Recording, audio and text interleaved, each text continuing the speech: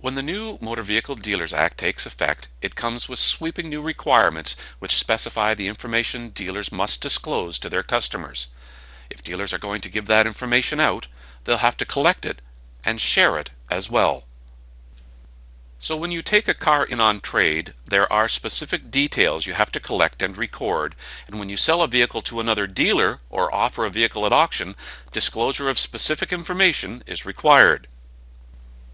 For example, the Code of Ethics regulations requires wholesale contracts disclose the total distance any used vehicle has been driven.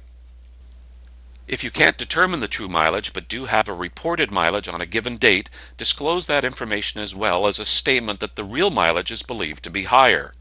If that information isn't available, you must then disclose the total distance driven is unknown and may be substantially higher than indicated by the odometer. If a vehicle's odometer has been rolled back, is broken or faulty, has been replaced, or is in miles, that also must be disclosed on the wholesale agreement. The new Act requires dealers to disclose a vehicle's history to purchasers, and the same holds true for wholesale transactions. So, if a vehicle was previously a taxi or limo, or a police or emergency service vehicle, put it in the contract. And if the vehicle was previously a daily rental, not subsequently owned by someone other than a dealer, that too must be disclosed.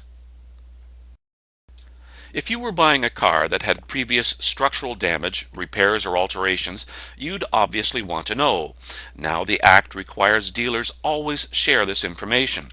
So, if a vehicle has been involved in a collision or incident which caused more than $3,000 in damage, disclose it.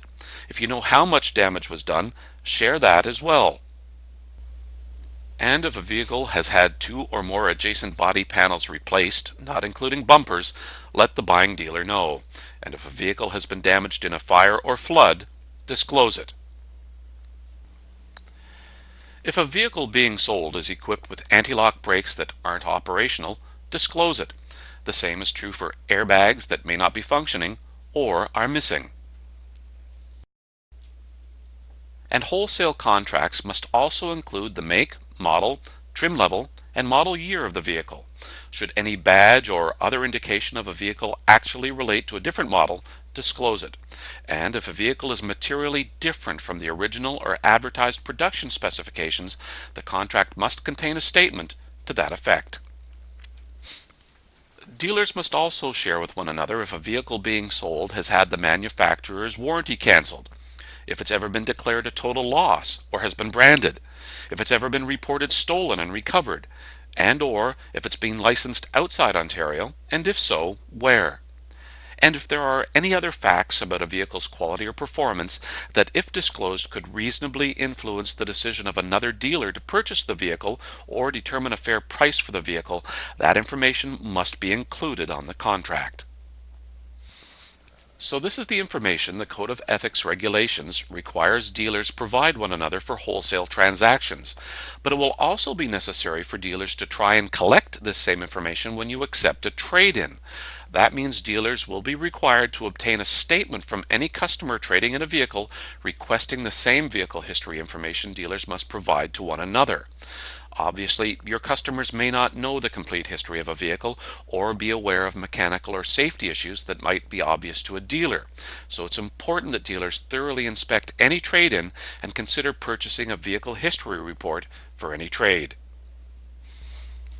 Finally, should a dealer dispose of a vehicle through an auction, it's expected that any required disclosure be provided to the auction.